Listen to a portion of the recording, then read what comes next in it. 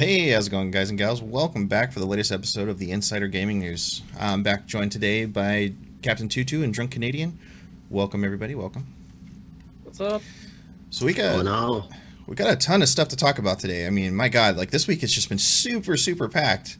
Like with all the coming soon announcements, ArenaNet drama, also some leaked potential games or hints at games, which has been a big thing, and then also the hardcore belly flop into cement that was the Calling 2 along with a lot of other things that have been happening lately, and my God, we've got a packed week. So hope everybody's having a fantastic day so far. Good Sunday. I mean, we had a lot of good stuff here on INN this last couple days. I mean, we had 2 different breaking news streams yesterday for live coverage on the different Keepstars, although one kind of flopped. I mean, I'll admit that sucked, and the test one was just a little sad to watch, unfortunately. Was it sad? It was. I mean, it was sad because it really wasn't defended aside of Pro God's Goku fleet, which was actually really cool to watch because he did some cool stuff with that. But aside of that, I was just like, eh. And of course, we had Talking Stations that was just on, run by Matterall and crew, and thank you guys. It was an awesome show too. So let's get into it. Coming soon this week, man. There's a lot. There is. We've got Monster Hunter World that finally got a PC release announcement, which actually was kind of interesting because it moved up substantially considering where it originally was. It was actually slated for fall, and everybody was thinking sometime around October, I think was what the original date was. So that one was kind of interesting. So they pushed it to August 9th, ahead of everything else, which is way earlier than we expected it to, which is awesome. But at the same time, it makes you wonder why they really did it. I mean, well, actually, it doesn't really make you wonder. We all know why they really did it. Apparently, the title of the stream is incorrect. Oh. McLeod's saying it. I didn't hit enter. Sorry, guys. Whoops. Haha, it's not just me that does that. No, I didn't fill it out. Yeah, it's me trying to do 10 things at once this morning, unfortunately. I'm sorry, guys. Yeah, I thought Monster Hunter was on PC already. Or am I just right out of the loop? It came out on consoles and it blew up on consoles. And they were saying that PC version was coming out in the fall, but this is like way ahead of time, which is awesome. Yeah, it was substantially sooner than it was supposed to be, which is awesome. It's really good, but at the same time, it's like, guys. Here I ask, crossplay? No. Cross save. No crossplay. It doesn't look like there's any cross save. I'm really excited for it, but I feel like this game kind of lost a little bit of muster, especially because when it first came out, it was like big. Then we had games like Fortnite and other stuff that just blew up in between there. So now it's kind of like, I know PC people are excited for it, but we'll see. You don't really hear too much about it anymore, really. Yeah. Like, it was big for like a couple of weeks. It was almost like a Sea of Thieves type deal where it was like huge, everybody was talking about it, and then it just kind of disappeared. Yeah, that first month it was pretty big because it came out like, I want to say January, which is like pretty dry for games often. Yeah. And it was pretty big, but then it just kind of dropped off as far as like the general gaming talk of it. Yeah. Well, and that's been that thing too lately. It's like pretty much after January. I mean, we saw, I think it was January, February time is when Fortnite finally actually picked up after being a BR for roughly 4 to 5 or maybe even 6 months before that. And then it's kind of changed the landscape of gaming to some degree too, because of, basically everybody's just on this like Fortnite craze. And I'm like, I understand it to a degree, but at the same time, I don't understand the chaos that goes into it, I guess, so to speak. Like, how do you mean? Like so the how like hard the craze is. It's not just like a little craze like where people are really excited about playing a game and it's a new game and then it finally fizzles off, which is finally starting to kind of trend a little bit, but everybody's like, oh my god, it's like worse than a drug addiction. And I'm not gonna get to that. Off for Fortnite, like they went from like 5 million concurrent players to like 4.5. Yeah, but I mean it's the start of that like trend where it's finally wearing, the new car smell is finally wearing off, so to speak. But I think the reason why Fortnite is so huge constantly and is always the top topic of like everything is that it's the only battle royale game out there that's doing everything correctly. Yeah. Yeah. And we'll right? talk like, about that everybody more. Wants yeah, exactly. Like everybody wants PUBG to be these things, but they're not doing it. And everybody wants Realm Royale to be these things, but they're not doing it. And then you look at Fortnite, it's like Fortnite's actually hitting all the major key points, and I think that's why it's like constantly a point of topic for everybody. Yeah. Continuing on with the coming soon stuff, we've got the Far Cry 5 got its new Lost in Mars expansion released. It's got a new teaser trailer in the article here in the chat, and it's looking really fun. But I'm really surprised though, like, man, they're going like way up and beyond with Far Cry 5, from it just being like this small town place or small town thing to aliens and Mars, which is kind of a leap. Well, that is pretty far from, where is that game, in Montana? Yeah. Yeah. It goes real far from home on that one. A little bit, yeah. I'm excited for it. It reminds me a lot of Blood Dragon, which I really love. So I think this is made by the same like people that worked on Blood Dragon too. Yeah, if it was a free update, I would be all over it. But my thing with Far Cry is like the single player. Every Far Cry game has always had amazing single player, and the multiplayer just kind of. Oh yeah, multiplayer is just whatever. Yeah, I mean, it's just co-op playing like your game, right, or whoever the host's game is. Well, the co-op is fun, but they actually have like a almost like a PvP thing. It's really weird, and like they have a map editor thing, which is decent, but I don't know. Yeah. Like Doom suffered from the same thing, right? Like campaign was amazing, and the multiplayer was like an awkward smash of like Call of Duty and Doom like smashing together awkwardly, and it just didn't work. And like same thing with Far Cry, like there's like a weird leveling system, and it's awkward. It doesn't feel good. I think with Doom, it had the traditional multiplayer it always had, but then it got a little bit more with the levels of like the actual level design. It had a lot more levels of different things you could do. Well, the new Doom's multiplayer felt like Quake. That's what it honestly reminded me of. Oh yeah, actually, yeah. Quake, it felt like Quake 3 Arena. I don't know if you guys remember that game way back. That's what it felt like to me. But smashed awkwardly with like the Call of Duty's perk and leveling system, and it just like wasn't a good mesh. And I find Far Cry kind of suffers from the same issue where it's not like a huge mainstream multiplayer game, so it's hard to keep people coming back to it.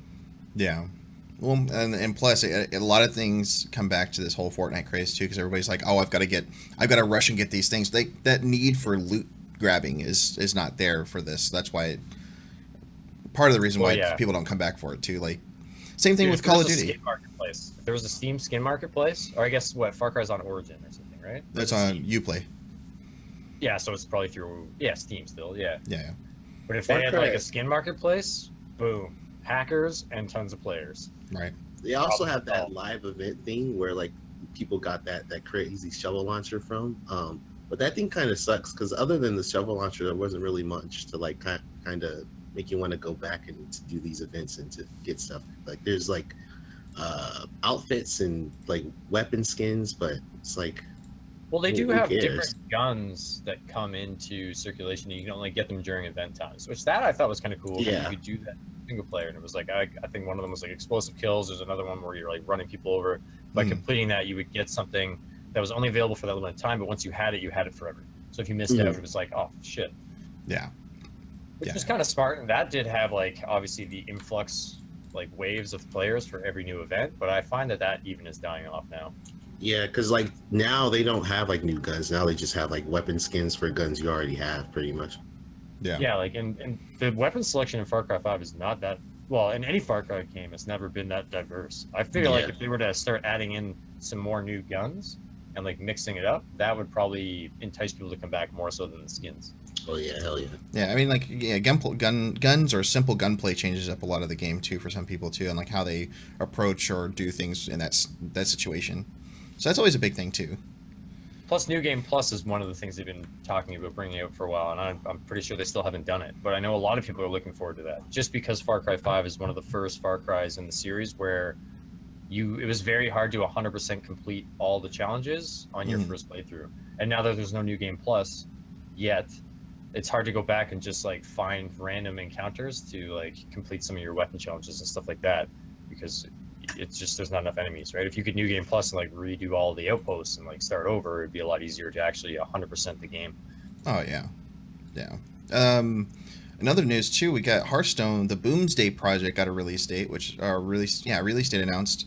So that's a big deal. I'm actually pretty happy. Like, Hearthstone has been also kind of rocking it this year. I feel like a lot more than previous years. Their content, a card game, right? Like yeah. Right? Yeah. Like it's come out with pretty steady updates. They're balancing it a lot more. So whenever there's like a game-breaking combo, they address it really quick, which has been really cool about that. That's something they didn't really do too much before, I felt like, because there was sometimes it was just like, you know, I guess here and there. And it wasn't, you know, it would take them a long time to do it, or they would just adjust a minor thing. But they're actually really adjusting a lot of the game-breaking stuff, which is really cool. So I'm happy about that. Then we also have Destiny 2 Moments of Triumph is also coming at the end of the month. Or going to be rewards. Yeah, be able to redeem rewards at the end of the month. I think it's already started in the game, from my understanding. I only just found out about this one the other day, but... yeah, so you can do the triumphs and stuff like that. It's all available now. What's funny with Destiny 2 is the influx of players going to Warframe. Oh, God. Yeah. From Destiny. Like, guys that have never played Warframe before, and they've, you know, Destiny 2 kind of caters to the casuals. We touched on that, beat it to death. I personally have a bunch of friends that are all about Destiny, and now they're switching to Warframe because it's just like the more superior. We've been saying that since even before Destiny 2 came out. Like, I think even me and Captain talked about it pretty heavily at one point. Like, where everybody's like, "Well, don't even buy Destiny. You already got Warframe." But everybody's argument back then was, "Oh, they don't have any open world places." Well, now that's what they're like. They're really moving towards doing open worlds on every planet eventually over time. Yep, and like even their first open world launch was massively successful and got a ton of people back in. Yeah. And like their constant updates with like new Warframes and things like that, they're beating Destiny 2. And it's weird because it was like they weren't even competing, but they're doing a better job competing with Destiny than like Anthem trailers are, and they weren't even trying to do that. No, they're trying to be their own thing and have their own, you know, identity and play and everything else. They're really not trying to directly compete with anybody, really. They're trying to just be like, hey, we're going to provide a cool game and a fun experience, you know, and have some space ninjas that move fast and have a lot of fun, and they all play differently. Like, here's our unique game, bam, like, play it. Potato Plebs, all caps, talking about Destiny without me. I was like, you're late. You could have been in here, Potato. I know we're missing a little bit of Destiny. Yeah, it is. It definitely is. It definitely is. Yeah, it's different in the fact that it's not as good. I feel like it is different, especially coming from like the gameplay standpoint, because it's like an FPS. But I feel like it scratches that same itch that Warframe does with the whole loot grind and everything like that. They're the same game with different field of like point of view. That's all it is. It's just Warframe's better and free. Yeah. Then we also have. Oh, this is the one I wanted to play the trailer for. I forgot about. It's a game called Phantom Doctrine. It's an XCOM style or like Cold War spy thriller game, which looks fantastic. Like I'm pretty hyped about this because I really like the XCOM series and a lot of the stuff that it brings. But this looks really, really fun too, in the style of it, and it's really not going to be that expensive either, which is nice. Same thing with I'm trying to remember the name of the other one, Phoenix Point, which is the other one I'm really excited about this coming soon. Looks cool. Does it have like a spy vibe to it? Yeah. So that's why it's like it seems really cool. So it's kind of like taking off of like hints of XCOM Bureau Declassified, I think is the name of it. Yeah. So it's kind of taking like some cues off that and kind of enhancing it a lot more, which really looks fun from this trailer. So this is one trailer I was going to show and I forgot about it. I apologize. God damn it, Potato Club. Yeah, Destiny PvP is actually pretty cool. Like I like it. It's definitely different and fun. People are abandoning the whole game to go to Warframe. Like, yeah, so Warframe, it's weird. Like there's the PvP modes. There are still good PvP modes in Warframe, but they're not talked about as much just because it's not. They don't really put a competitive vibe into it. And I think that's really why people don't push it as hard as they do. If it made a shift to be more competitive, then it would be a whole nother ball game in that regard. Well, the PvP in Warframe is more towards testing your build with your clanmates. That's true. And that's what ultimately what it comes down to is like you go to your dojo and like you're like, man, I'm trying out a new thing, and you like hook up with like your tank dude who's a Rhino or like Frost or whatever, and you just see how it can do. Yeah. Whereas like Destiny is like a ripoff of Call of Duty, kind of. I don't know. Warframe has the smallest dedicated PvP community. Like I know a streamer that does like almost strictly PvP as well, and it's pretty amazing to watch. But I would love to see get like good rewards from doing it too. Yeah, like, that's the thing. I would love to see the PvP be reworked because I think there's gold in there. Oh yeah, and that's the one of the big things too. Like the difference between Destiny PvP and Warframe PvP is Destiny PvP you go in with whatever you're playing in PvE.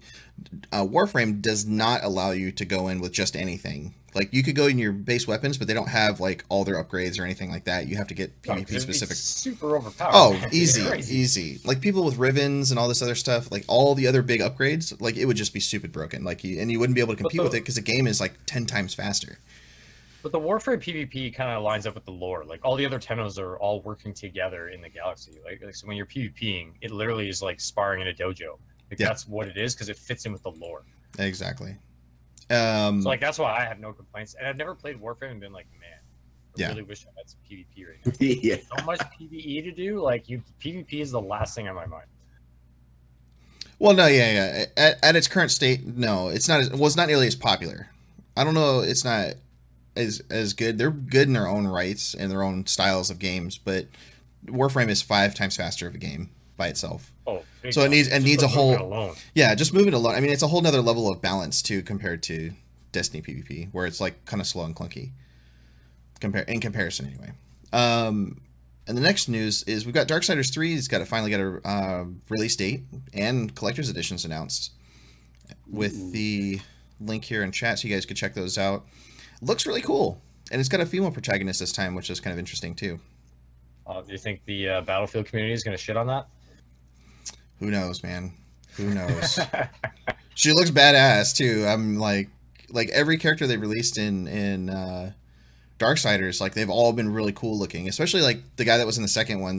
When they released that game, I was at Comic-Con the year they did that, and they had like a 25-foot statue of the dude, and it was so fucking cool. I've never played Darksiders, but I'm looking forward to this one. It's fun. I haven't played it either. It's really fun. And this is actually another one I'm getting kind of hyped about because I've been watching it since they originally released it back, I think a little over a year ago now. It's a game called Rend. It's a fantasy survival game that it's 60 players per server. But it's like by default. It's like we know we could buy slots for like other survival games and it could get up pretty high and stuff like that. But like this one is specifically 60 players per server doing their thing. And it's being done by former World of Warcraft developers. Yeah, I've heard a bit about this. It looks pretty promising. I don't know a whole lot about it, but I've like heard people talking about it and like always in a good light. Oh yeah. And then like, shitting on it. The devs have been pretty communicative for it, as far as I've seen. Like maybe I'm just biased because I've only I only check on it when I remember hearing about it or something like that. Because there's so many games to keep track of these days. It feels like, but it looks really fun, especially from the new trailer. Yeah, it gives me like a cooler version of Ark vibe, pretty much. Yeah, basically, and it kind of takes a lot of that the nice fantasy feel to it too. And this is where like, man, I'm sick of survival games. You know what I mean? You know how much money I've wasted on like Ark servers, Conan servers, 7 Days to Die. Like it's all the same game model, and like one you have zombies, another one you have dinosaurs. This one's like Conan Universe, but it's always the same thing. I just find survival games like somebody needs to innovate something crazy soon. I have no idea what it is, but like survival games just kind of all feel the same with a different theme. It's like playing Minecraft with a different skin pack. Basically. And that's like what survival games are becoming to me. Like, and how you craft and stuff like that is almost all very, very similar. Like you need to collect this thing or kill this certain thing or, you know, whatever it is. That is the premise of survival games. Like that is the foundation of survival games, is like collecting shit to make other stuff so that you can collect better stuff. The only one that I feel like that's kind of broken out of like the traditional survival thing recently has been Raft. Raft has kind of taken away from that and built on something better finally. Yeah, Raft is really cool, and I've seen a lot of more people playing that, and it's had some pretty good updates. It's still like super like underdeveloped game, but it looks pretty good. But it's like, I think it was Rick and Morty, I think, described it the best when I don't know if anybody watches Rick and Morty, but it was like I think it was Morty wanted to play Minecraft, and he's like, so you craft things to mine stuff to make better crafting things to mine better things, and he's like, and he's just like, wow, what a simple game. But that's what survival games are. Yeah, basically. Survival Battle Royale, I think that's already been done too, actually, with Ark. Yeah, they had that. They had Survival of the Fittest, and then even one of our later topics with that flop, but like the original culling was you crafted things like funk, and you got funk, or like FUNC. And you could use that, so it was like a hybrid between survival and battle royale. And it didn't do very well. Culling we'll get to too. Yeah, did you ever play the first Culling? Oh yeah. No, I played the shit out of it when it first, you like for like, all the, you're like 6 or 7 months. And like, yeah, it was like a mix of survival. I lost interest when they broke blocking. When they broke blocking to where it was just so overpowered, it was dumb.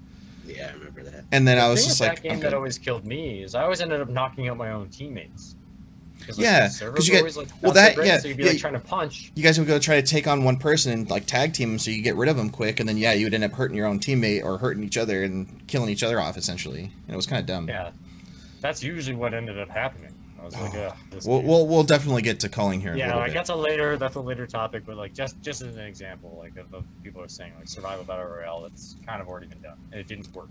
I haven't got a chance to play this yet, but I know Captain has for our next topic here. Maybe you could talk about Wormhole Wars. So yeah, Wormhole Wars. It's a really cool game. It's getting a name update. It's going to be called Splitgate Arena Warfare. If you're not familiar with Splitgate Arena Warfare or Wormhole Wars, it's a really cool Halo and Portal inspired shooter game, arena shooter. It's awesome.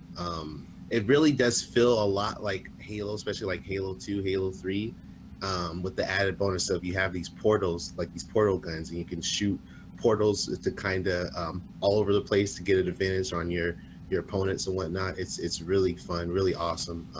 If you guys can, they have, like, I think in their Discord they have alpha keys available, so I would highly recommend jumping in their Discord, getting the alpha key, checking it out, because it's so fun. And I think this game has a lot of potential. I was worried at first because a lot of the assets looked almost too much like Halo, but they kind of formed it into their own thing a lot now. So it's called Splitgate Arena Warfare. Yeah, and the new graphics update makes it look fantastic too. Like it was really a big facelift for them. Portals are sick. Yeah. I finally only got a game Portal. Yeah, like the game Portal. Like you can go and get. There's only 2 Portal games, and Portal has 6 letters. And 6 divided by 2 is 3. So Half-Life 3 confirmed. Oh Jesus! Here we go again. Oh man! So another big thing that came out this week, which I'm kind of pissed that they did this too, but at the same time, this is what they've always done. But the fact I want to try it by itself is Call of Duty Black Ops 4. They finally announced when the multiplayer beta is coming for PC, and it's coming on August 11th. But the downside is you have to pre-order to get into it. You can't. No, you have to. You don't. It's You don't? It's open beta. Yeah, pre-order is only a day early access. Oh. I still stand by my original comments on this. Is like, how's the COD engine going to handle a battle royale? I don't know, man. Unless they redid it, and it's a whole different thing. You know what I'm saying, though, because like traditionally it's what, like 16 people, max 32 sometimes, and it's always small levels. You know what I mean? Like now they want to try a battle royale mode on the COD engine, and it's like, how are they going to handle such a huge map and like that many players? Because traditionally that engine hasn't been tested at that level. Yeah, I'm hearing rumors it's going to be like 60 players, but the map is supposed to be like just a little bit smaller than Fortnite's map. I think Fortnite is like 5x5, and this is like a 4x5 or something like that. I heard. It'll definitely be interesting to see how it handles it, but I think everybody's kind of in the same boat where they're like kind of like not expecting a ton out of this. Yeah, the expectations are really, really low. Like, I'm excited for COD Black Ops by itself because it's boots on the ground. Like, number one, that's like my biggest hype for it. That's boots on the ground. We're not getting any of this fucking jump jet thing running across the walls crap that they've been doing in the past. Like, but at the same time, like, which game is coming out for, like, COD's coming out first and then Battlefield 5 or Battlefield No, V? Battlefield's coming out first and then COD after that, a week after that. Yeah, so, like, nobody's going to play COD because Battlefield's going to crush it as they always do. And it's always so that's the thing. It's different, like, in the demographic. The majority of people play Battlefield on PC, whereas COD is really consoles. Like, it dominates on consoles, but it doesn't dominate on PC. Although, when they did World War II finally got a fantastic PC port. Like, it actually got its own separate PC built up from the ground up game, supposedly. It's not just a direct port. And it actually runs pretty good. So I'm pretty excited for the fact that they're bringing it to PC and the fact it's going to be on battle.net. Yeah, no cheaters. No cheaters, so like, their anti-cheat is awesome. Where is Battlefield's anti-cheat? Yeah. Oh no. Battle.net. It's got Battle.net's got anti-cheat. Oh, Battle.net Blizzard. Yeah. Because they have a lock on a lot of their files too, so that's always a awesome thing. The only thing they really give you access to is the cache files if you ever need to clear them out. I got confused because I was thinking like Battlelog.net for like, Battle.net. And then as soon as I heard Blizzard, I was like, oh man, Diablo. That's a game I haven't played in forever. Yeah, but a lot of the COD players are definitely more so on console, whereas Battlefield is always on PC. But you think of the demographic that like is primarily console, right? It's like people that are busy or don't have a lot of money or like just choose not to be PC players. And COD fits that very well because you can pick it up really quick, play a couple games, and you're done. You know what I mean? Yeah. Whereas like PC players, I find tend to get sunk into games more so than console players. Oh yeah, in my opinion, anyway. Like people on PC, like you tend to invest more into gaming, whereas like anybody can just go pick up a console pretty cheap and like get caught, and you're like, oh, away you go. Yeah. And speaking of Battle.net, the WoW World of Warcraft Battle for Azeroth pre-patch comes this week, and everybody's really hyped about that because it's going to start bringing in a lot of the early on stuff, so the load's a lot less later. I know a lot of people that have been playing WoW in the beta, or the Battle for Azeroth beta, have been really excited for this. Apparently it's fixing a lot of things that players don't like. Especially the one biggest thing I was excited about not having again was artifact weapons. They're going to be going away, so you're not just stuck to that one weapon like the entire fucking end game.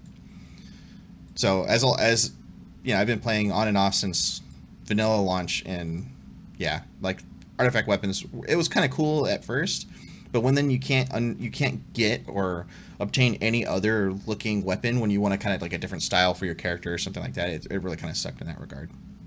I've never gotten into WoW. That's one game that I never touched. It's really fun with friends. By yourself or trying to do it with like an online guild or something like that, it's not as much fun, to be honest. Like I was really into it when Wrath of the Lich King came out. Yeah, I was big in Wrath of the Lich King and Cataclysm especially. But like, funny story, because WoW's been out for what, like at least almost a decade? almost as long as a year less than Eve, so it's been out 14 years. So when I was a private in the army, like years ago, there was this guy that was like dating this chick at the time, and he was super into WoW, and like they were supposed to get married, and he ended up calling off the marriage because he wasn't getting enough WoW time. That was the first thing I had ever heard about World of Warcraft.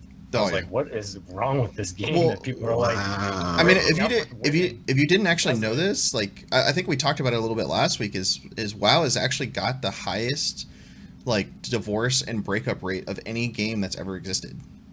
And that blows my mind, because isn't the game sort of casual? Like, you can just, like... No, not when it comes to endgame. Like, the endgame gets really serious. But like, it's not like Eve. Like, if you didn't log in your alliance and like somebody took over your stuff, like that's different. Oh yeah. Nothing in that regard. Maintaining. Like, if you logged out of WoW, nothing happens to your character. No, you know what I mean? Just stays there. Like, nobody steals your shit. So like, it's crazy to think that people were that into WoW, and then like you don't hear about that kind of stuff happening with Eve. Yeah, people used to treat it like a second job, like from what I heard. Like, easily get on and do their raids and their jobs and stuff, like as if it's like a second job, which is crazy. Like, that's exactly why I stayed away from WoW, because I was like, man, I don't want to get down that rabbit hole. And I don't really typically like MMOs. I'm more like a competitive first-person shooter. Like, it's weird that I play Eve. This is the only MMO I touch. Yeah. Another big one, you guys could probably speak on this a little bit more than I have because I haven't played it, but Enter the Gungeon Advanced Dungeons and Dragons expansion is finally arriving next week, apparently after all a very long 1.5 year wait, I think, for it, from my understanding. So, I found this to be one of the funnest little, like, indie games. I'm not even sure if it's really an indie game, but, like, this was probably one of the funnest games I've ever played in my entire life. Like, it was just super fun, super random, like, always kept you coming back. And then one day I just stopped playing it. And I can't remember why. I think I had I had unlocked most of the characters and like done most of well, not even most, like some of the stuff that like was the end game stuff. And then like just one day I stopped playing it. Then I reinstalled it today and it's crazy fun still. Like I don't know why I stopped, but it is a wicked fun game. Oh, yeah, I played this when it first came out. I used to play I play Isaac a lot more. I like Isaac more, but this is like Isaac, but it's really different too. It's really unique. So I'm looking forward to getting back as well and checking out this new update. I remember seeing a lot of stuff. GDQ or Games Done Quick did a Enter the Gungeon run, and they were talking about how this next update is going to be helping speedrunners a lot. Because I guess there's like an actual speed running sort of mode. That's like it's already there or they're tweaking it or something, and it's going to make like speed running a lot more of a thing with this game, and which is kind of interesting because like any speed running anybody does is always like you see the pixel perfect jumps and like they were speed running like Mario Brothers. The game is always the same. What's so nice about Enter the Gungeon is it's randomized. It's always random. It's like Wizard of Legend is another one that's relatively new that you see people playing, is another randomized dungeon crawler type game. But Enter the Gungeon was kind of like a pioneer in that area, and it's still an amazing game. I think it's even cheap to buy. I'm not really sure how much it is right now. I think it's only 15 or something. I think it's only 15. Yeah, I believe it's and it is totally worth it. 100% worth it. It is a wicked fun game. Yeah, $15. And I don't remember if the new thing was okay. There's also a collector's edition that has the soundtrack and digital comic and all that fun stuff. But whatever. You know what yeah, I mean it's like an extra $8. But even still, like just the artwork, how everything is related to guns, like drag gun, like all the bosses have like some sort of gun thing worked in their name. It's just a really well done, quirky little pun filled game, and for what it is, it's amazingly fun. Yeah, on our next topic for upcoming things that are happening, maybe actually DC, you could talk about this one, the No Man's Sky thing. Oh yeah, so Waking Titan. So for guys that don't know, Waking Titan was like a side project that No Man's Sky was doing that releases like sort of encrypted information about the next upcoming patches for No Man's Sky, which I wasn't even tracking this. I'm a huge No Man's Sky fan. So their last bit of information before launch just came out.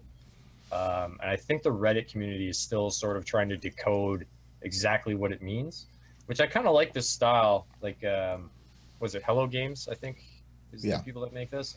Yeah. They're doing a really good job of like keeping the community interactive with their patch as it's coming out and not just releasing information, making people kind of work for it, which is kind of cool. That's something definitely different than anybody else says about the game, that's for sure.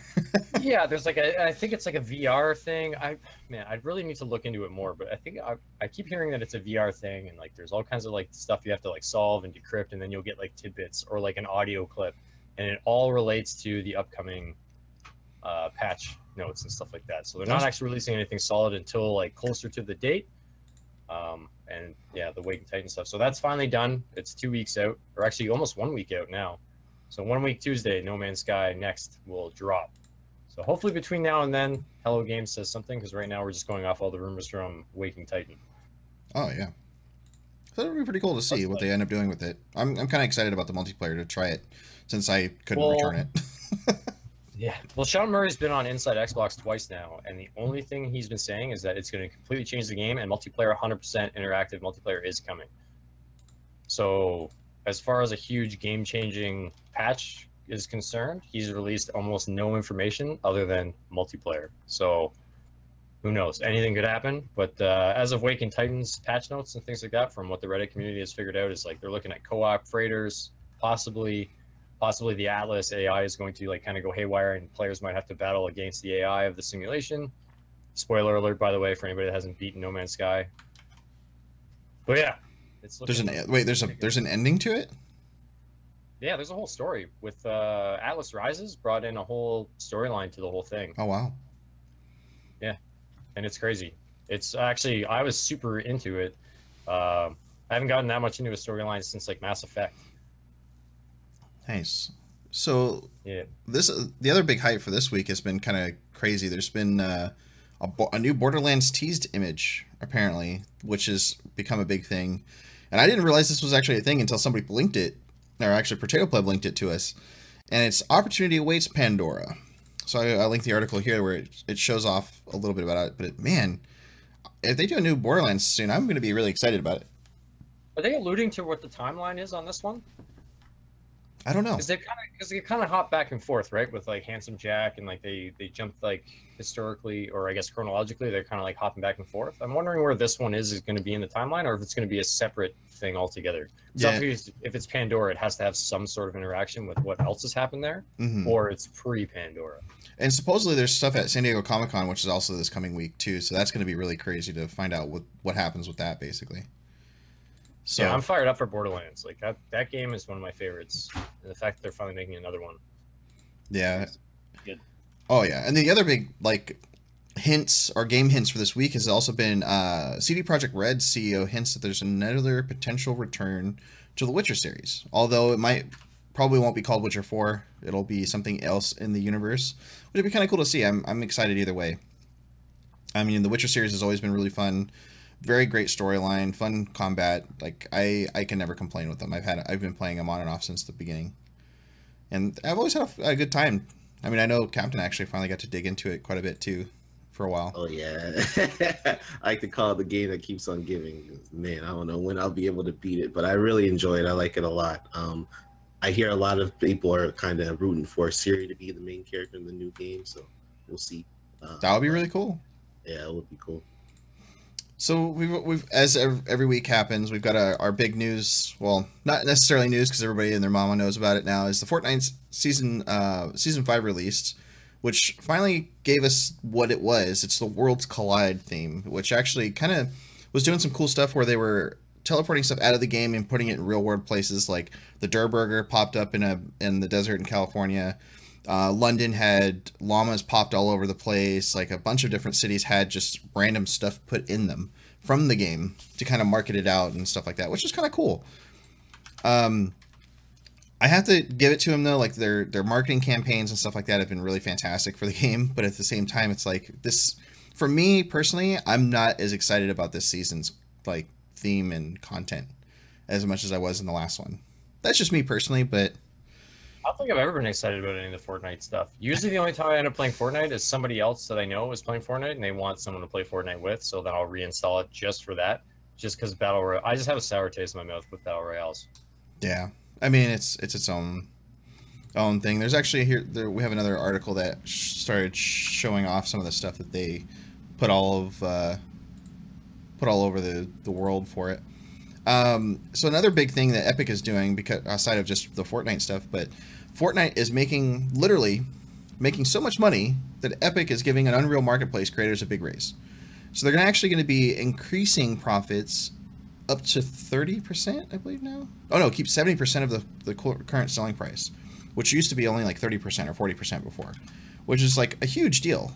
Yeah, this is awesome. I remember hearing about this last week, and I was just like, damn, it's crazy to see like the point where Epic is out now to be able to do something like this.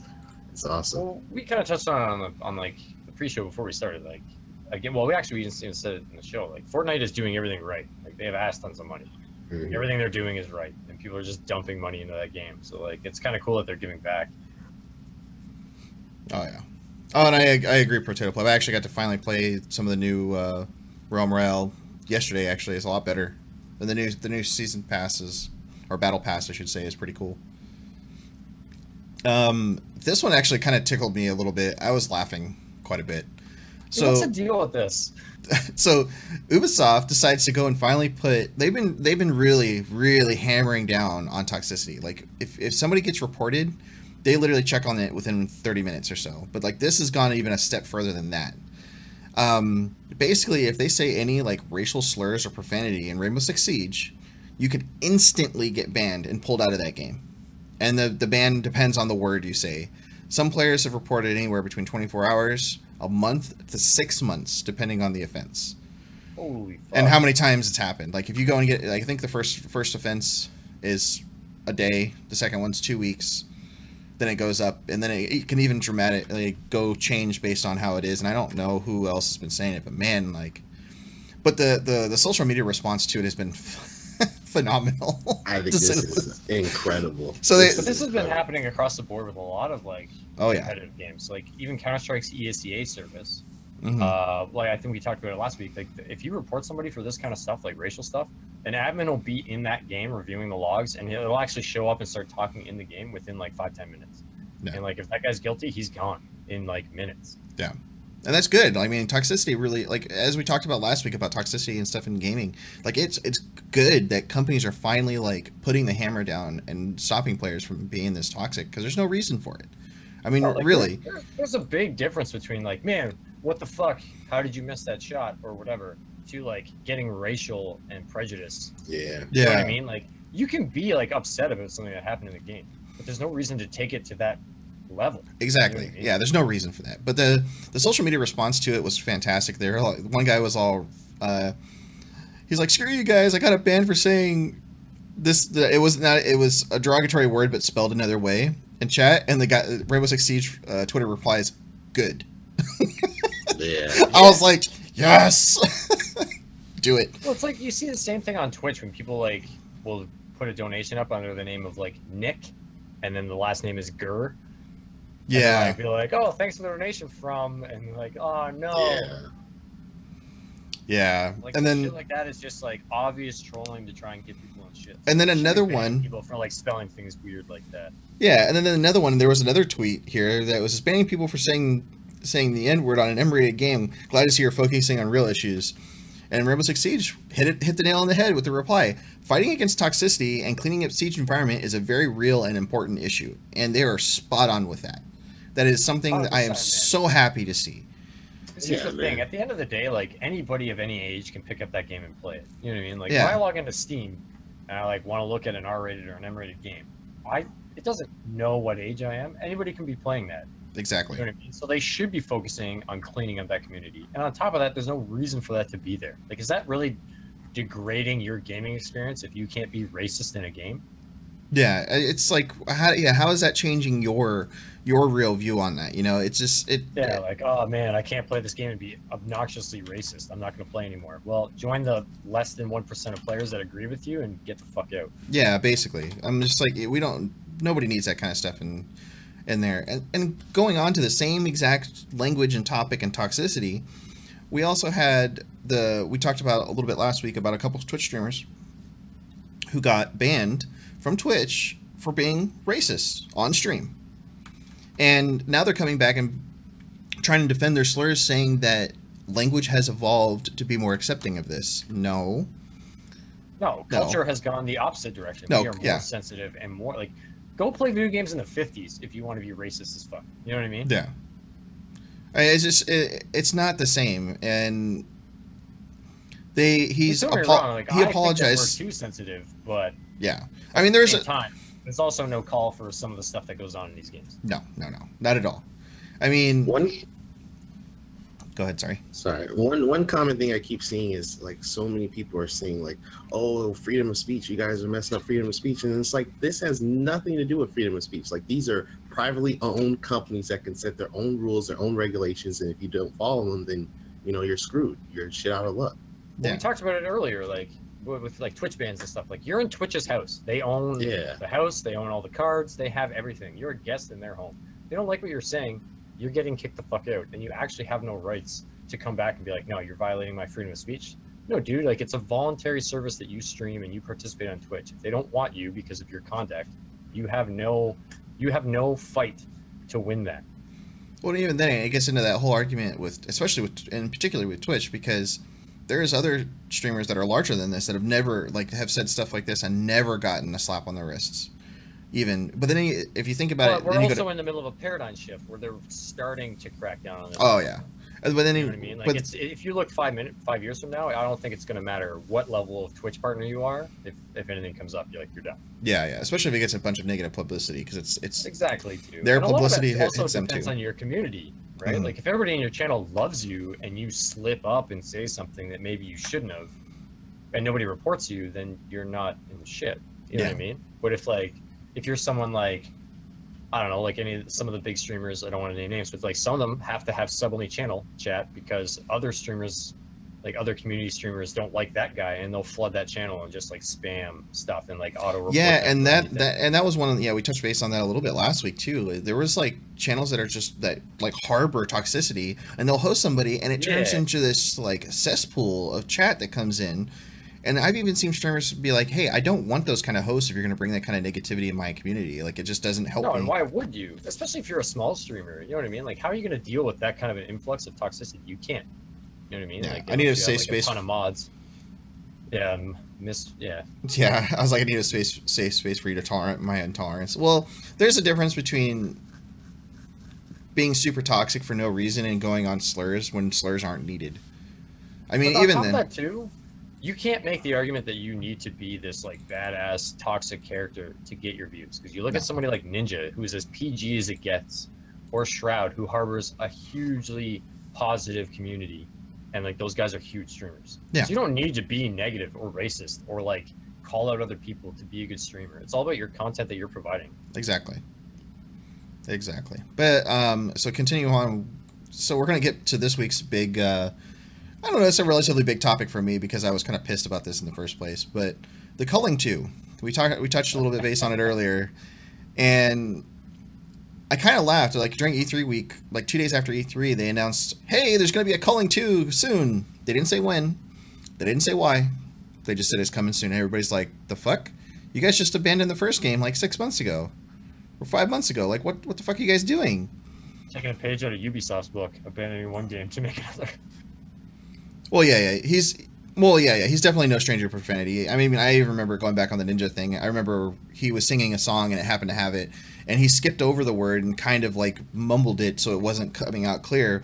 But he got shit for that for a week or two. He's always been PG. It's just now. Well, he has tailored his stuff to cater to his audience, right? Like he has obviously made mistakes when he was first starting, and even when he was kind of big, he still had some slip ups. But like now he's doing it correctly, and it's a good example now. Oh, it's a big shift from even when he was in his Halo days. Like his Halo days, it was a little bit different too. I mean, that was 10 years ago now. Like recent, like everybody's made mistakes. I get that, but like recently, it's a good example now of like how Ninja's so big and keeps it PG. Yeah, exactly. So yeah, culling 2, man. It so last week or Monday, almost a week ago now. They're like, hey, by the way, we're releasing tomorrow. And everybody's like, what? That was just awful. It was just like everybody's like, the fuck? They were trying to slip the game in under the radar or something. Like like they were trying to act like it was going to be this big, super big thing. And it's we have the trailer to play for you, so you can see kind of what we're talking about here. So we're going to go ahead and play that, and then we're going to talk a little bit more of why this was a bad idea. 1 second, guys. I personally like the first calling. I don't know. I'm interested to see this trailer. Greetings, contestants. Guess what time it is? It's time for you to guess what I'm about to announce. Do you see any clues in these images? Maybe I should drop in some hints.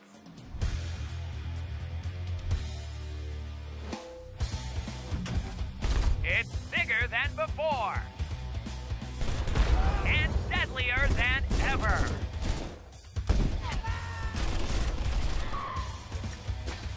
But most of all, it's Cullinglear.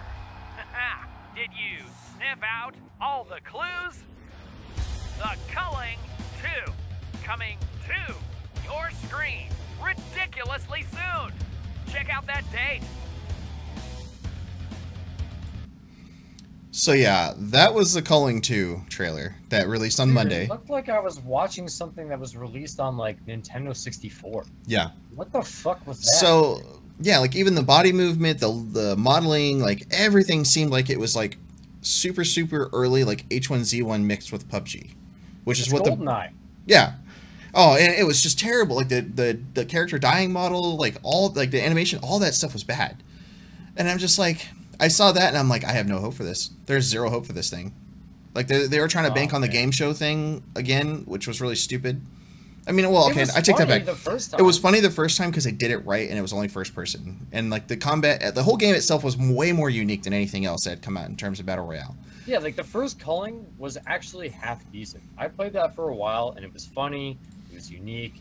The gameplay style was like whatever they were going for kind of worked with like the style of their game. But like now this just looks like they like phoned it in. Like, how can we just recreate like a Battle Royale? And last time I checked, let me see if I can look at it again right now. And last time I checked, it was like they had one player.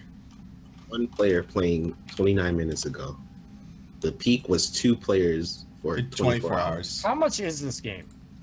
$20. $20. Garbage. It should be free. Yeah. Oh, if it was free, maybe it might have done something. But $20. They should do what every other successful Battle Royale is doing. Go free. Have loot boxes. So what happened with this one too is like one of the PC Gamer writers went in to go to try to review the game. He got in and he was announced the winner before his shoot even launched. Because everybody left the fucking game. That's amazing. Great. What a good game. Like this might actually be like historic. Yeah. Has this ever happened on this level to a I don't think so, to be honest. And like like I said, Xavier was really good with it in the past. Like with Culling 1, they announced it like a month before it was, a couple months before it was coming out. It was at E3, and then they had all kinds of marketing stuff all the way up until Culling launched, which was fantastic marketing. It was great. At the time, like I couldn't complain because the game was a lot of fun. But this one, it's like they're trying to do this like guerrilla marketing tactic that was just terrible. And if they had told anybody that what their idea was in the industry, they would have been like, "You're going to commit suicide with this game, right?" It's basically what would happen. What might actually happen with this game is obviously like in a few months, it's going to go on a Steam Super Sale, and it's going to get like a cult following. Yeah, I don't know. That's probably what's going to happen. It's going to go on like 75% off. It's going to be like $5. People will pick it up, and then it might start to build from there. But as of right now, it's dead. Yeah, I think it'll be like a cult classic, just as far as just how historic of a fail this was. Yeah, but maybe that's their advertising campaign, is like have it flop so hard that people will pick it up later to be like, well, let's check this game out. Yeah. So what ended up happening a few days later, they posted on Twitter, or the owner posted on Twitter, "It's time for us, Xaviant, to come together for some much needed soul searching and have some admittedly difficult decisions about the future of our studio. We'll talk soon." And that's all they've said since then. They haven't done a game patch. They haven't done shit since then. I listen to stuff like that. I'm excited for this next topic. I'm really excited for this. I just can't help but shake my head. Because first of all, the first red flag was them talking about the release date and then releasing it like a week after that announcement. And it releasing it was a month. It was almost a month. But when they announced that the trailer thing, and they said it's coming out next week, or no, next day. It was next day. It was next day. So it was like that was no advertisement for them, no marketing for them, and then like Battle Royale at this point is just a cash grab. Like let's just be honest, it is a cash grab for these game companies. But this game, when you look at this game, this is a blatant cash grab. And if you're going to be a blatant cash grab in this genre, like you're going to fail. Like people are going to see your shit, like, and people do see see this game for as it is. And they released the same exact day as the new Fortnite season 2, which they had that going against them in the first place. Like you guys knew weeks ahead of time that release date was already set. Why the fuck would you guys release that game that week? Like, why? Like towards the end of a season for like Fortnite. Yeah. When people are getting bored, maybe searching for something else. That's when you got to time that stuff. Yeah, and on Potato Flip talk, like Radical Heights in retrospect actually looked 10 times better than this game, and it was free, which is crazy. Yeah. Well, what's the what the fuck, Cuisine Royale? Even that did better than... Dude, actually, I touched into that. I actually got it because I kept seeing stuff about it. I'm like, what is this Cuisine Royale? I told you it's ridiculous. I played it. Off your player everywhere. Like it's. I played it. It is actually solid. Like it is actually a pretty solid game. Like I mean, it's a joke of a game. It's a joke of a game, but they play well on that. It runs well. The gunplay is really good. The only thing that I could say they need work on in the future is their UI update, like aside like for the main menus and stuff like that. But aside of that, like what you get, it's like this is great. This is actually pretty good. And it's funny. And it's running the same engine as PUBG too, and it still plays good. Weird. It's really sad. I don't even want to get in on PUBG though, to be honest. Like that game has so many knives in my back. Like I can't. PUBG. So this was all over. The next topic here was actually pretty funny. If you want to go for this one, DC, go for it. Oh yeah, perfect. PUBG. So there's multiple reasons why this is hilarious. So for those of you who haven't heard, Shroud got banned on his main account on PUBG. One of the reasons why this is hilarious is that Blue Hole Entertainment or Blue Ball or whoever you want. Blue Hole, yeah, Blue Hole. As I always call them Blue Ball, but anyway. Shroud was kind of their poster boy, along with Dr. Disrespect, but Shroud more so. Like there was the Shroud skins. I know Doctor got some skins too, but Shroud skins really kicked off, and they were like he was his main, like their main advertisement for PUBG. I think it was him and Wadohek, or maybe it wasn't even Wadohek. Regardless, he was playing with somebody else, and he did a random queue, and there was a hacker in his queue. And instead of doing what you should be doing when you're streaming, like I'm not going to play with this guy, and I'm going to report him. He decided this was hilarious and went with it. So like you guys can probably search the YouTube videos out there. We're not going to show it because I'm pretty sure Twitch took the VOD down. So like we're not going to get involved. We can link the article to it. They could look at. Yeah, you could link the article and look at it. But like basically, this hacker is like spawning in vehicles, flying Shroud around, telling him where people are, and Shroud's giggling and going in and killing people, and basically like. And even admitted he's like, I'm probably going to get banned for this, but this is hilarious. Yeah, and like his whole chat, same thing. Like if you read his chat, they're all like, "You're banned, you're banned, you're banned." Sure enough, he gets a 30-day ban. So more came out with this afterwards. So Shroud got the 30-day ban, whatever. It was obviously going to happen. And the hacker, I can't remember where the article was on that. It was pretty low key. I think it might have been on Reddit, but the guy spoke up. And the reason why, his defense for why he was hacking is that Blue Hole Entertainment hasn't patched that hack out yet. And it's been out for like as long as the game's been out. So he's defending himself because he can cheat because they're letting him cheat because they haven't caught it yet, which is literally the worst defense ever. Yeah. Like I'm a murderer because I figured out an undetectable poison. You're still breaking the law. You know what I mean? Like or the game's law. Example. Yeah, that's obviously an extreme example, but like you shouldn't be cheating, period, and you shouldn't be playing with hackers. And on top of that, playing with hackers and streaming it. So it's just funny that like there's Shroud skins, he's like their advertisement, then his main account gets banned. And like yeah, it was pretty ridiculous. The clip is out there. It's definitely worth a watch. I've watched it a few times and just been like, man, what were you thinking? It is pretty entertaining though by itself. Like I would debate he's too. Like spawning vans in and like putting them in buildings as barricades and stuff like that so they can hold up. Like just the amount of nonsense that was going on. I would have debated if it was worth it too, just to be honest. I would have been like, is this worth it? Maybe. This is entertaining just for this one game. Dude, like, I've had hackers in CSGO when I've been streaming, and as soon as somebody admits they're hacking to me in CSGO and I'm streaming, I automatically vote to kick that guy, report the guy, and I say to my stream, like, I'm trying to get rid of this guy, and if he's not gone, I'm quitting this game. I'd rather take the loss, because he's eventually going to get caught, and you're going to lose that match anyway. Yep. I've always been weary of hackers. Dude, you shouldn't be supporting that at all, especially nowadays. Yeah. No, like, no. Years ago, when hacking was like the underground, like game companies weren't really like on top of it. Whatever, nobody really cared. But nowadays, like, do not get caught hacking. Do not be involved with hacking. Like that is just a terrible idea. Yeah. I've always been weary of hackers, even when I used to play GTA and I'd play it and stream it. So I could imagine for someone like Shroud that has like, you know, all these endorsements and whatnot, and just his status to get caught up in that is just crazy. Dude, he's got skins in the game that are named after him. And he's like, I'm going to play in a hacker and showcase why the game is bad. Like, that's bad for him, but it's also bad for the company on so many levels for endorsing him when he's highlighting why that game is so bad. Yep. And I think even to some mild off-topic degree, he hasn't said this or anything, but it almost looked like it's just a way to give him a break from playing the game too, like enforcing himself a ban like that.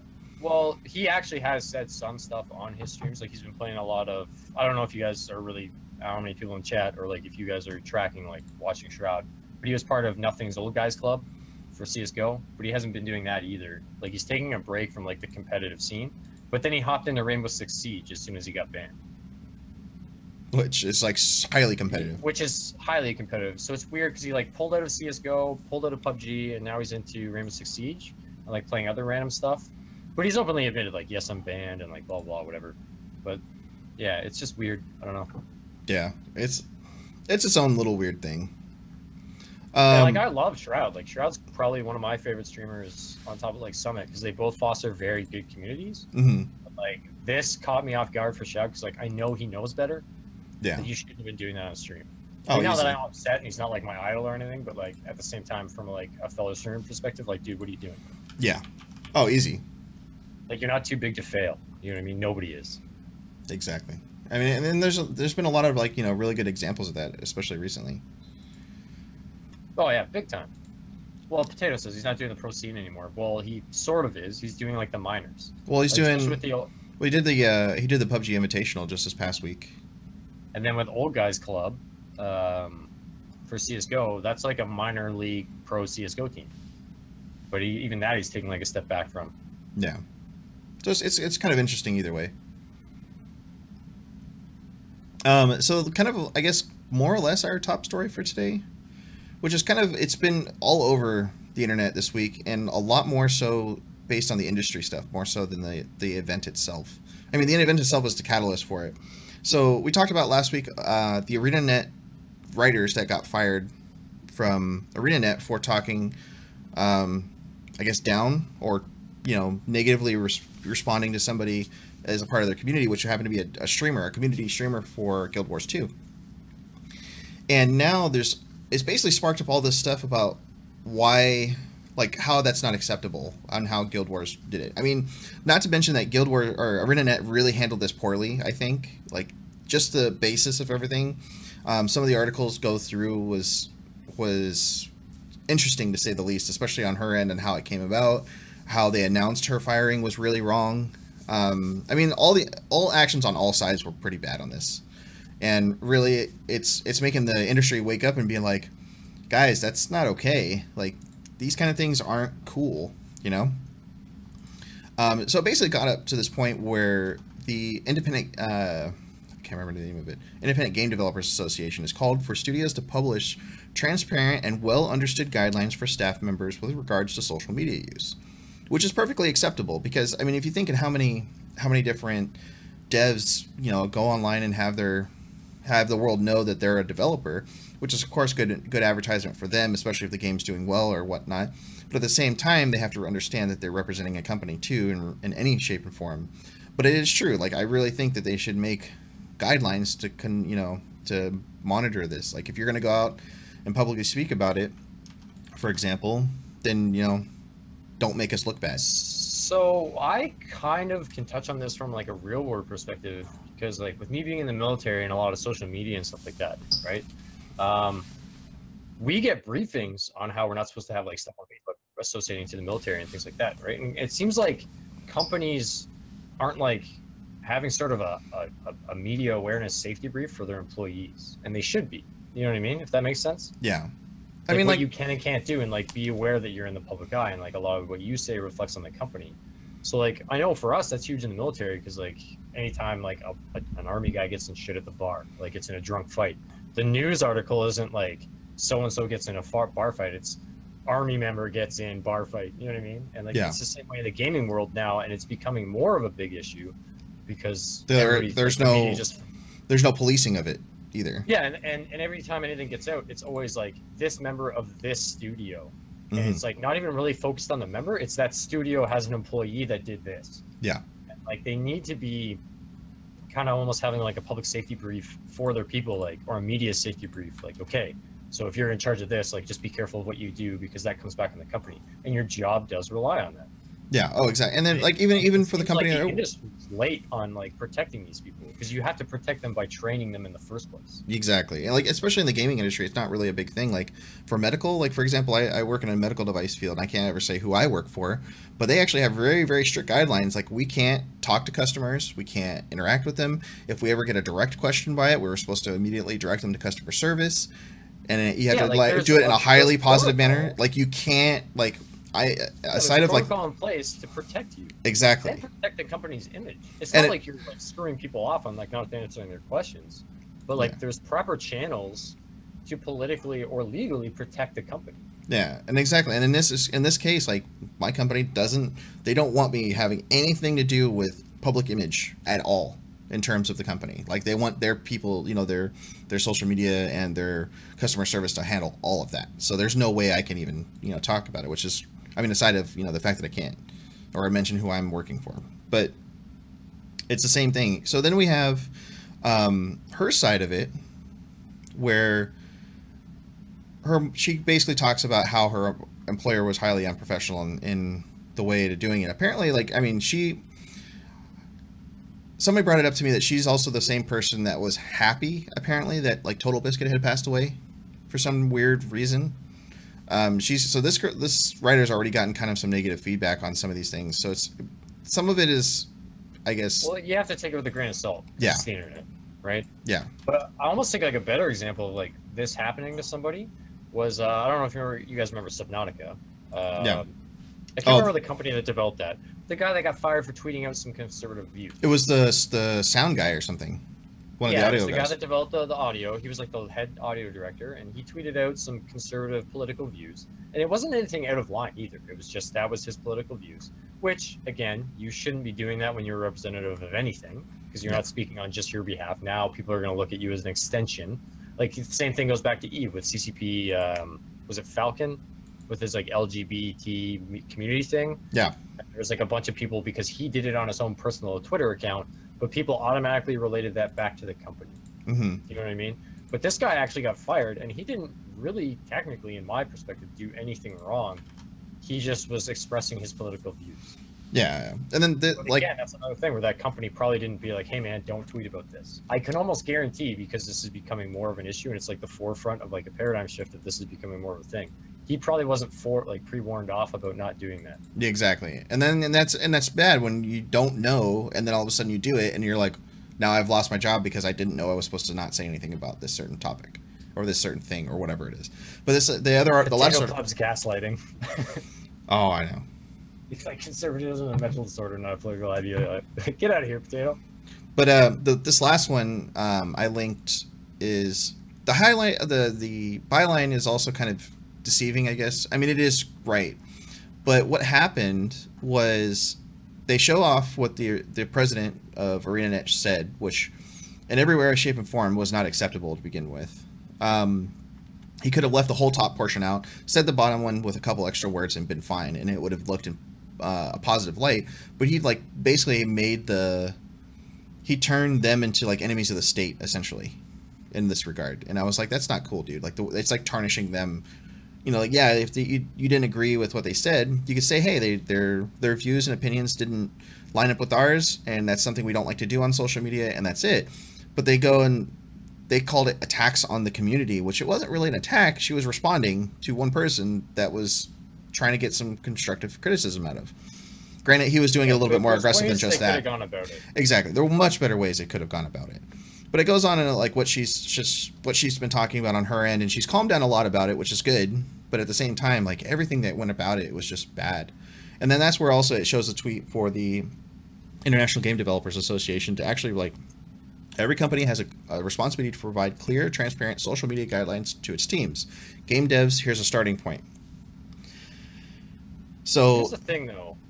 How hard is it to just make another Twitter account, another Facebook account, another whatever account?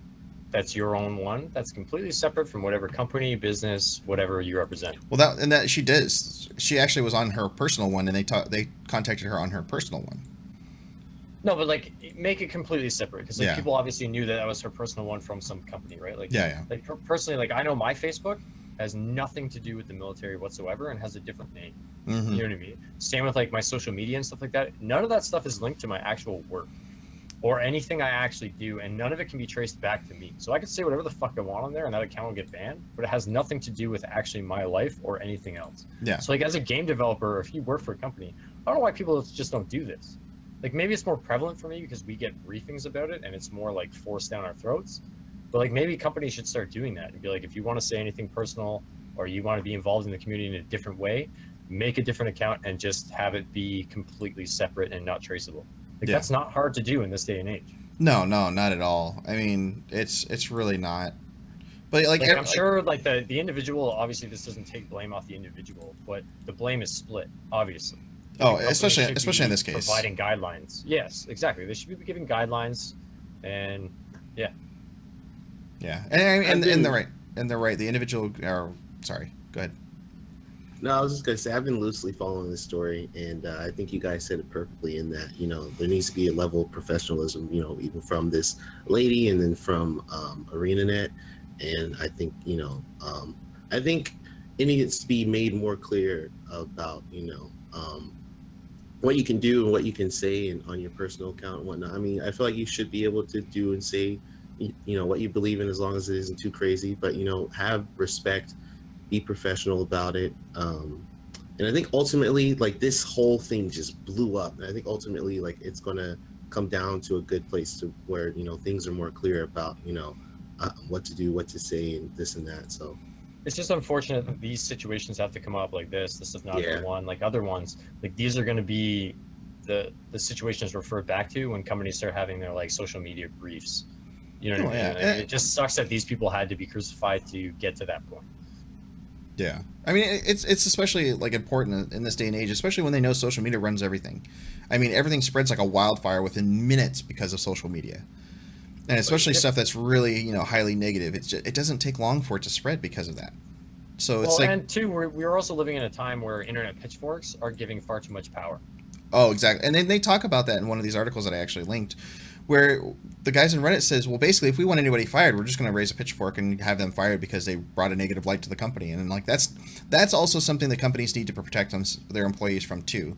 Like you can't go. They have a responsibility to protect their employees. Exactly. They have a huge responsibility to protect themselves and their employees from false internet pitchforks. Like if she come out and said something and they screenshot it and they do whatever with that, and she's actually, or he or she was in the wrong in this regard, that's different. They can take that to them after they've provided efficient training for them, to be able to do this. It's like a day and age where like the customer is always right, even if their claims are false. Yeah. And that's not right. No, that's not right at all.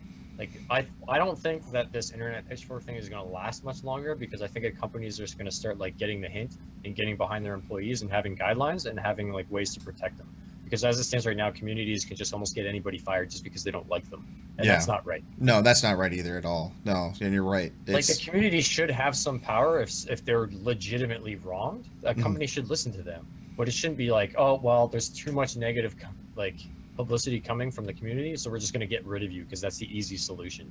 Yeah. That's not right either. That's actually insanely wrong. And that's happened far too many times. Yeah. And then it's also, like I said, it's a lot of it just comes down to how much social media or even Reddit has a lot of power over a lot of different things, and companies and people need to be more aware of what they do online has that effect on them too. Yeah, and it honestly shouldn't be that way. Communities should have power. They should, and they should be listened to when the facts are legitimate. It shouldn't come down to how much negative publicity is this being. Should we just get rid of this person because of false pretenses, because this will just make the problem go away? Because you're like fucking with somebody's life based off a bunch of people on the internet. Like that's not the right way to go about that.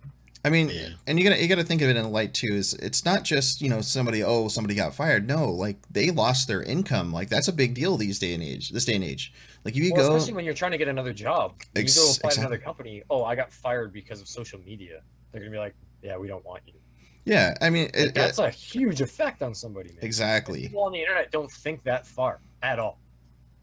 Exactly, and it's scary. Like somebody told me a while back that a company has a responsibility first to their employees, then to their families, and then their projects, and then so on and so forth. But the main priority should always be your employees, because it's not just the employees that are affected; it's their family, their livelihood, their future. Everything gets affected in these regards too. I somewhat disagree in the priority structure. The priority should always be the company. Well, the company, those employees don't have a job. Well, okay, so that's true. That's right. The company should always be paramount. But then, like your employees after that should be like the #1 priority, and then the community as a slight second to that. Like your employees and your community should almost be exactly the same. Mm-hmm. And as long as your employees are staying in their lane, you'll never have a problem.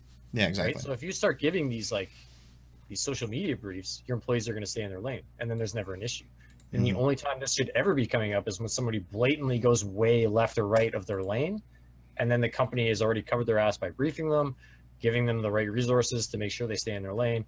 And it's like, okay, at this point, now you're fucked up. Yeah, exactly. But I think the disconnect is there's no clear guidelines for a lot of these employees that are working at these companies, and they're like up and coming, and they express their feelings about something, and they were never really truly told what their left and right of arc was.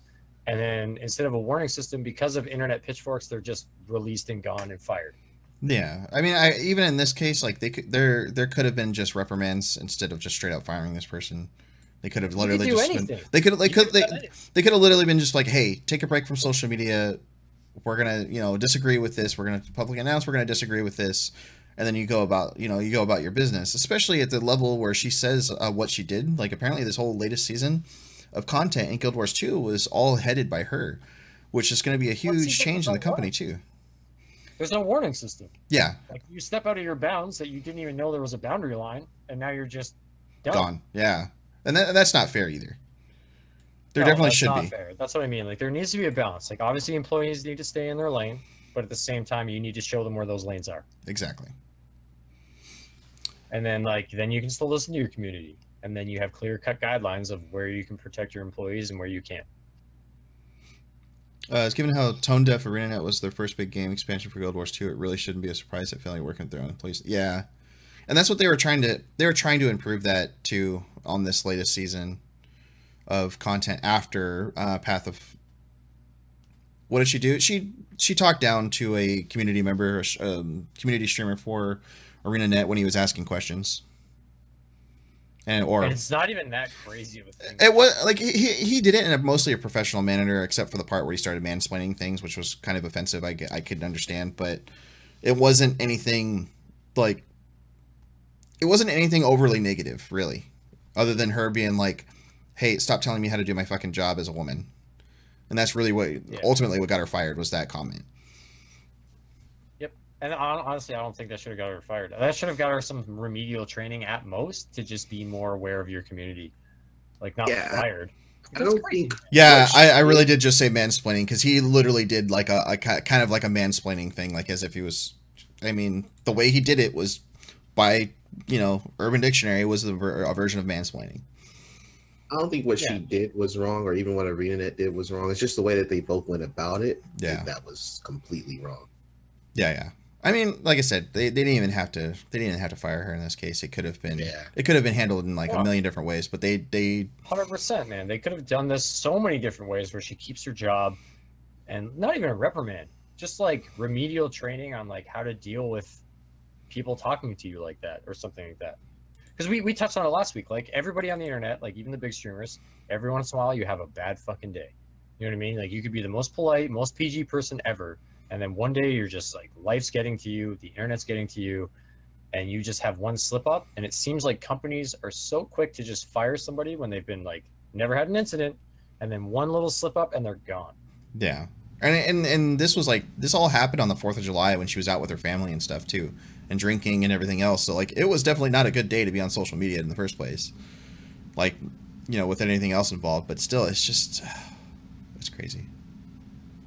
It's definitely crazy.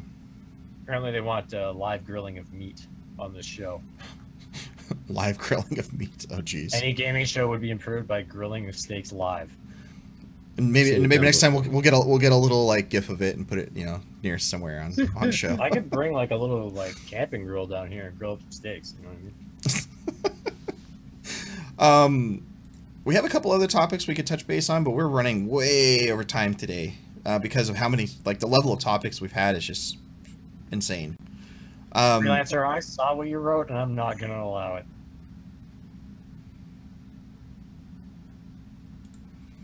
Yeah, no.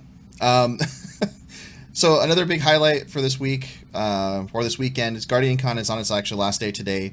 But over the course of the event, they've raised $2.7 million for the St. Jude's charity event. Largely, a good chunk of that was brought in by just Dr. Lupo and Ninja, which we've talked about before. Ninja's fantastic in terms of how he brings himself about these days.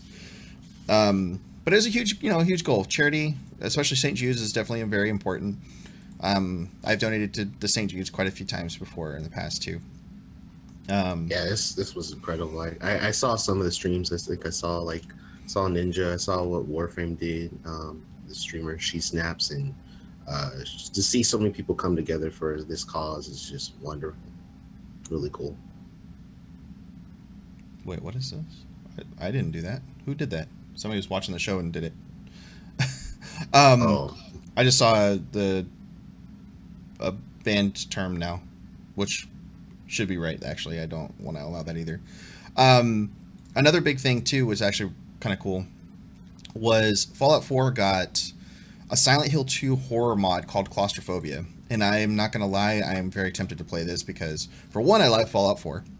But two, Silent Hill was like one of my first loves in terms of horror games. Like, I could always go back to a Silent Hill game and have fun.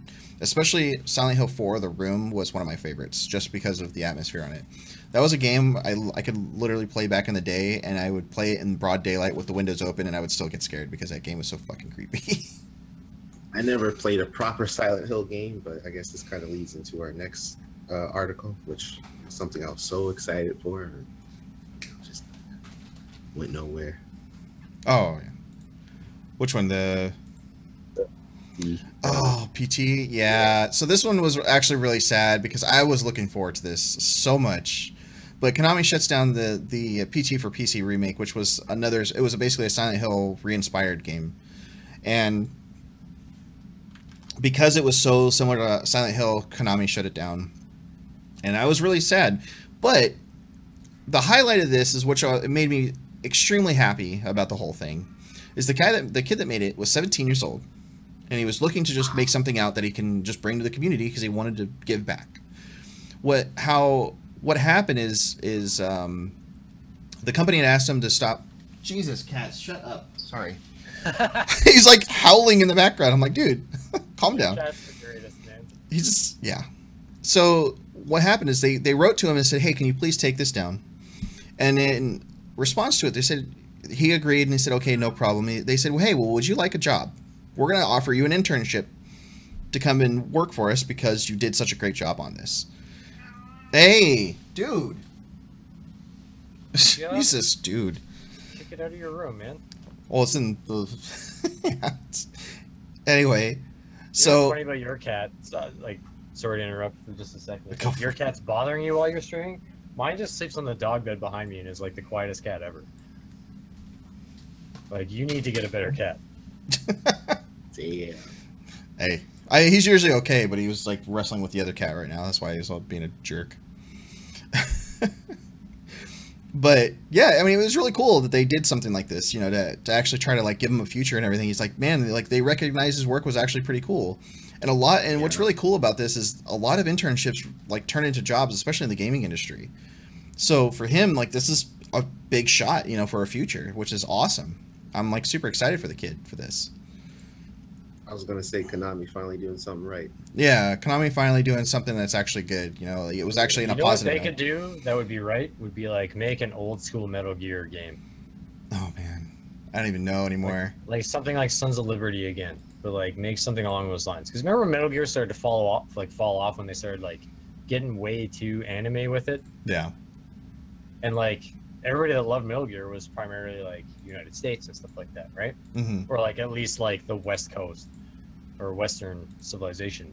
And then they went way too far anime with it and people couldn't connect with it anymore. Like the first Metal Gear Solid and then Metal Gear 2 where you were that stupid riding guy with and there was like Snake Plissken. Like those games were huge hits, man. Konami should go back and make another Metal Gear game that touches back on those roots. You know what I mean? Oh yeah, easily. I think that would be huge if they did that. I just feel scared with Metal Gear without Kojima, like what that game could be like. It wouldn't be the same. Well, I mean, we saw what their first game, Metal Gear game, looked like after Kojima left. It was that stupid Metal Gear Survive, which was a flop. And then they had like, what was it, Snake Eater? I would say Snake Eater was probably their last good one. The one that was, I think it was on PSP. Mm-hmm. A couple of them created to cam up, and like that was the last one I feel that had the traditional Metal Gear feel of gameplay to it. And then everything after that was just kind of like, oh, what the hell's going on now? Yeah. Yeah. Oh yeah, easily. Like they should go back to like the NES version, like the very first Metal Gear, and make that. That's where I was like, I've been saying that forever now because the first Metal Gear for me was fantastic, or Metal Gear Solid even. Metal Gear Solid was like you parachuted in on the NES one. Did you ever play that one on yeah, Nintendo? Oh yeah. And like you're like punching the dude that's sleeping by the truck, and then you have to go down and you're fighting off dogs. If they could remake that and go back and like start the series over, that stuff is so old nobody would notice. Yeah. And it would probably be amazing. That'd be cool, yeah. Yeah, I mean, there's a lot of remakes that could definitely be done. Like, one I've been always hinting at, especially since EA still owns the rights to it. Give us another Star Wars Jedi Academy. My God, I would love one of those. I've been screaming for Chrono Trigger forever. Oh, Chrono Trigger too. Especially since like the Secret of Mana remake was a massive hit. I don't know if you guys ever played that or even played the original Secret of Mana on Super Nintendo, but they remade that for like everything. I think it's on console, PC, everything. Phenomenal. Yeah. Totally worth, like, I think it was like $30, which at first I was like, that's a bit much. I bought it, played it, unreal. So good. Yeah. Like they did everything right. Like the story is exactly the same. It's exactly like the walk down memory trail, but updated gameplay mechanics, updated graphics, but like nothing really changed. And it was amazing. And they need to do that with like games like Chrono Trigger, Metal Gear, Final Fantasy VII. Unfortunately, they're doing it episodically. It's a terrible idea. But yeah, there's a lot of games out there they could remake that would be like huge hits. Oh yeah, easily. I mean, there's a huge market for some of the stuff that, you know, people would love to play in a new gen or in the new gen with updated graphics or even updated gameplay and little quirks and stuff that were bad before maybe. But yeah, there's quite a few of them that would be fantastic if they did it. I like the troll comments. Misfit Go, the remake of Solitaire is the shit. Come on. Oh Jesus. And then Enoch, thank you so much for the Twitch Prime sub, man. Definitely appreciate it. Thank you, Enoch. Oh shit, I didn't even notice that. Sub hype. But yeah, that's about it for this week, guys. Like, we had a pretty big, large envelope that pushed us 30 minutes past today, which is good. A bit late though, too, though. Oh yeah. Yeah. We started a little bit later, but it's definitely was good because there's just so much, and every week it seems like lately there's just been so much stuff, especially in the summer, where there's a little bit less in terms of releases, which is where like the indie games really thrive. Until all the big wait triple till like August. Oh, wait till man. August when like Doom trailers are coming out and like all those games, like, you know what I mean? This shit's gonna get crazy. Yeah. Oh yeah. Easily. But yeah, that's all we've got for today, folks. You guys have any final words for today? No, like just this Tuesday I'm coming back to streaming on INN. I'll be doing Islands of Nine, which we didn't cover today, another battle royale, but actually, yeah, that is a battle royale that was actually released this week too. I don't even know why I didn't put that on there for some reason. I don't think it's because it wasn't really a huge. It was kind of an under radar release. Yeah, I mean they've had betas and stuff like that coming out a lot. So we're gonna be playing. I'll be playing with DC on Tuesday, and I'll also be playing with another streamer on Monday for this game. So it's pretty fun. It's a futuristic 50-player. What is it? I think we're starting like 8 p.m. Eastern Standard Time. I'm not sure what that is. PST? You're PST, eh? Yeah. So it'd be 5 p.m. or I guess. Yeah. 5 p.m. PST, 8 p.m. Eastern Standard Time or whatever. So we're gonna do that on Tuesday. So I'm finally back, and I'll be doing that. And obviously, thanks for the sub and all the follows and all the chat. You guys, obviously, the chat, if it wasn't for you guys, we wouldn't be here. Yeah. And definitely stay tuned for news, guys. We're going to be launching a new network channel here soon. So we're going to be making a big announcement to that. And this also will where this show, The INNsider, will also be moving to in the future. So definitely stay tuned for that. But yeah, we're off for today. Thank you all so much for joining us today. Thanks to our hosts. If you guys haven't checked us out, definitely check us out down below in the panels. We're all down there hanging out. But yeah, hope everybody has a great day, and we'll see you all next time.